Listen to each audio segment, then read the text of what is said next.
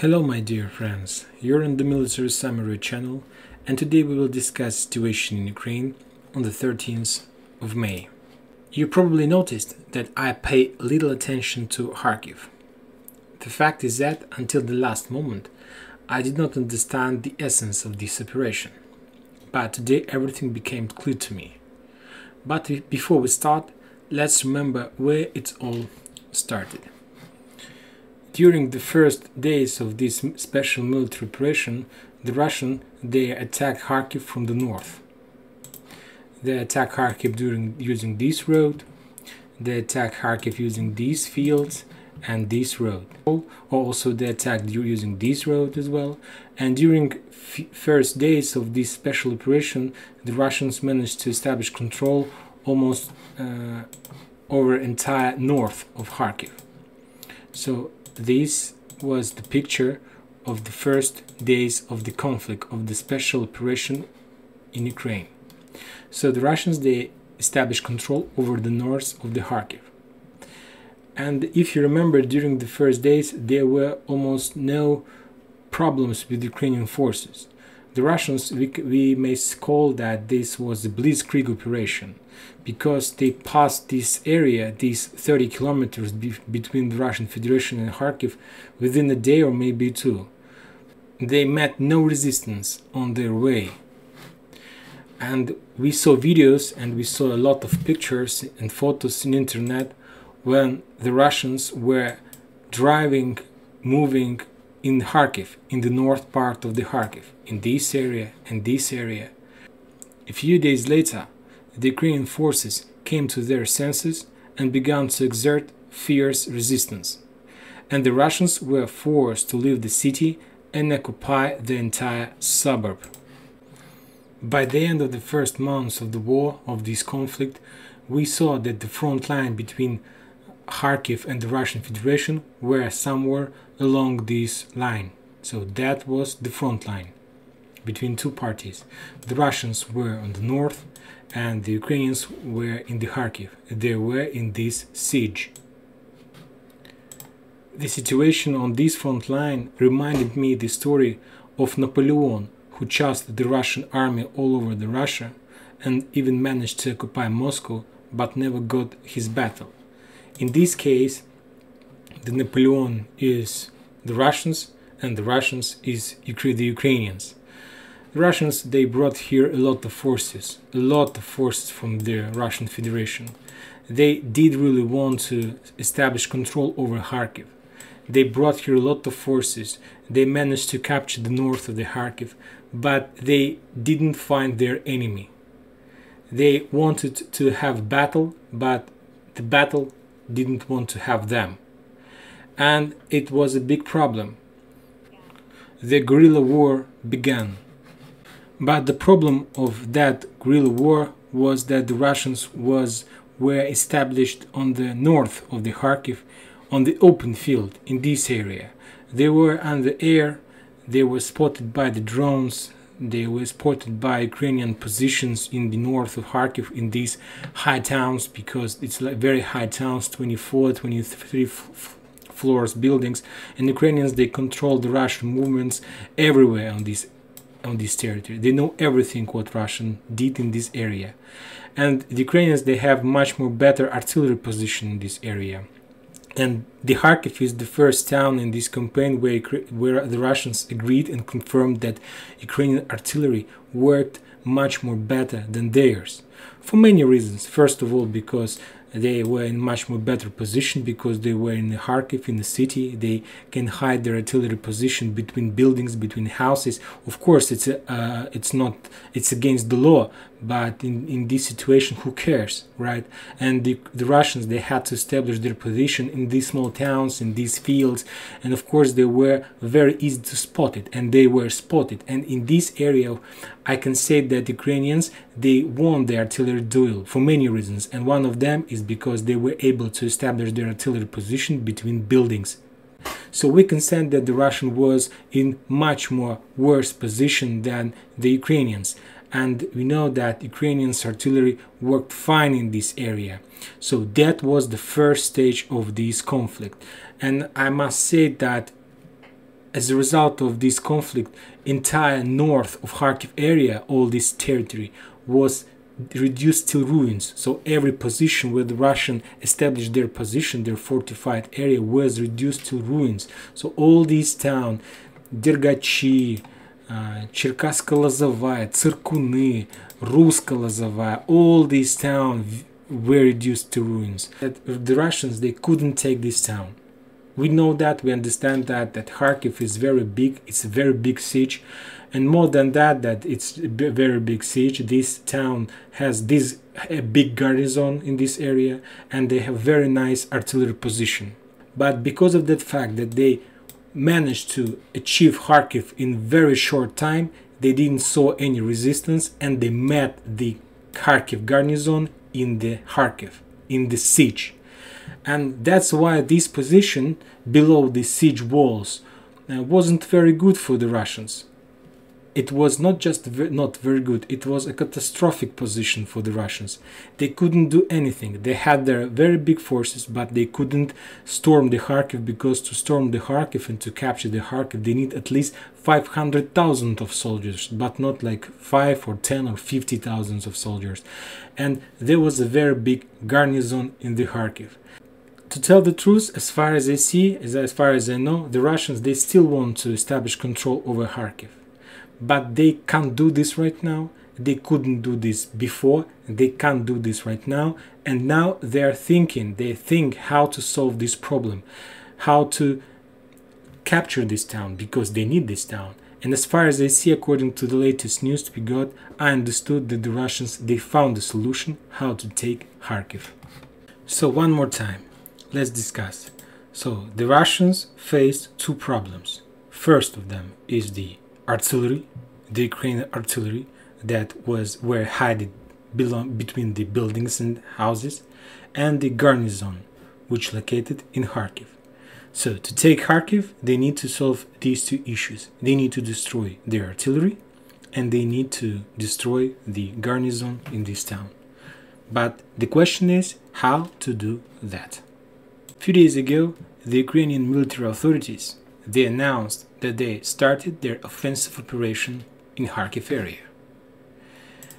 They started to fight in every single town. They started to fight in Dergachi. They started to fight in Cherkasko-Lozovaya, Rusko-Lozovaya. They started to fight in Tsirkuny, Cherkasky Tishki. They started to fight in Stepanki, in Mala Rogань, in Verkhnya Rogань. They started to fight in Stary Saltov. They started to fight on every single kilometer of this front line. Why did they start to fight? We know that the Russians, they removed a lot of their battalions group, their BTG, from this area towards Izium. And they left there just 7 BTG. And the Ukrainians, they understood that this quantity of BTG is not enough to hold this area. So that's why they started their offensive operation. And if you remember, the entire Russian front line fell down after they established control over the town Molodova.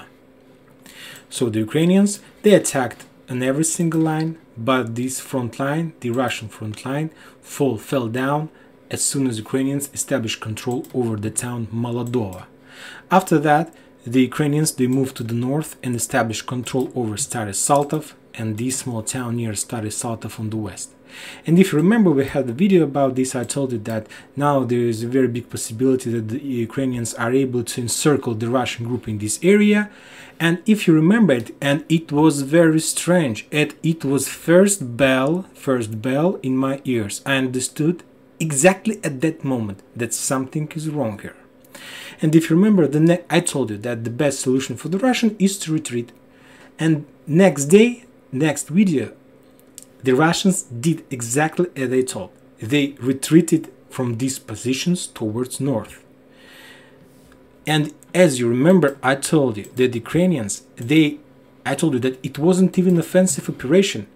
I told you that the Ukrainians, they just take control, return control over the towns that was free of Russians. The Russians just left this town, so that's why Ukrainians, they return, they established control over the empty towns.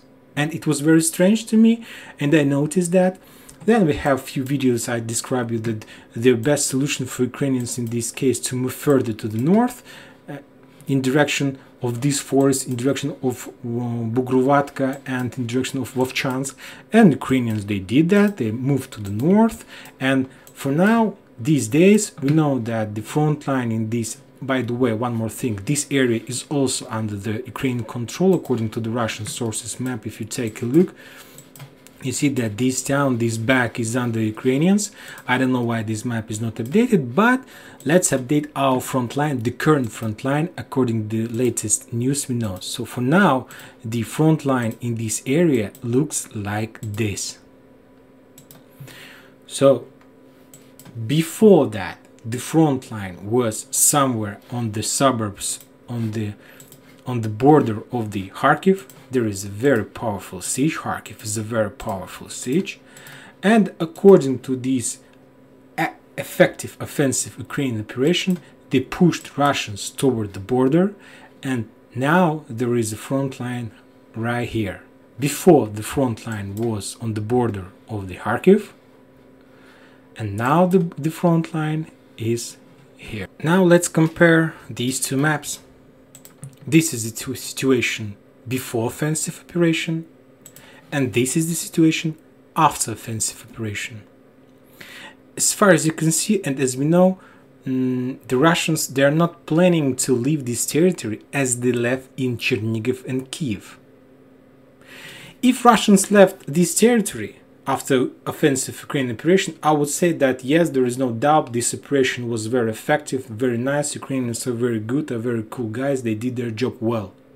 But I see that the Russians are not planning to leave this territory. They're planning to establish their buffer, of course, but it's not the only important thing that the Russians achieved by this effective Ukrainian offensive operation. Let's take a look one more time. This is the front line before this offensive operation, and this is the front line after the offensive operation. Could you tell me what is the difference in these two maps? What is the difference between these two front lines? To tell the truth, there is no difference. So the Ukrainians just push Russians to the north. But the thing is, as I told you, the Russians, they want to take this town, and they need to solve two problems. First of them is the Ukrainian artillery, and the second one is the garrison that located in this area. And as soon as Russians pushed back and Ukrainians pushed forward, and Ukrainians, by this retreating of the Russians, they were forced to leave this garrison, they were forced to leave this siege, they were forced to move their artillery much more closer to the Russians. So that means that they forced to move their artillery from the town. They were forced to move their garrison from the town. Now we can see that the Russians, they established their position in this area. This area wasn't under fire. It's very nice position, very close to the Russian border, to the supplies and so on. And the Ukrainians, they established control over the ruined territory. And more than that, they are out of the siege. And today I got a report from the British intelligence, and they noted one thing that I was expected. If I didn't saw this note, I wouldn't start this video and wouldn't start this explanation of this Kharkiv operation, because till the last moment I hoped that I'm wrong. And the note was that the Russians, as soon as they saw that Ukrainians moved their artillery position from the town to the north, they started to bomb their artillery positions, because from now on the Ukrainian forces can't hide between buildings, between civilians. Now Ukrainians on the field, and they were spotted and they were attacked. Another important map. Of course, it's my opinion, you may not agree with me, but another third evidence I found in the internet, and I'll show you. This is the map. This is the map of the cell phones. But not just the cell phones. This is the map of cell phones which uses the services of the Russian providers. So it's the regular cell phones and so on. And as you can see, the more red color, the more quantity of soldiers are there. The green color means that there is less people who uses Russian services, Russian providers for the cell phones. So as you see, the biggest quantity of Russian forces located in this area.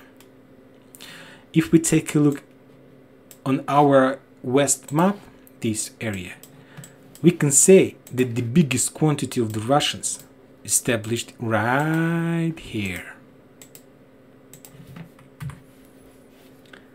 And to tell the truth, I can't believe that everything is so easy.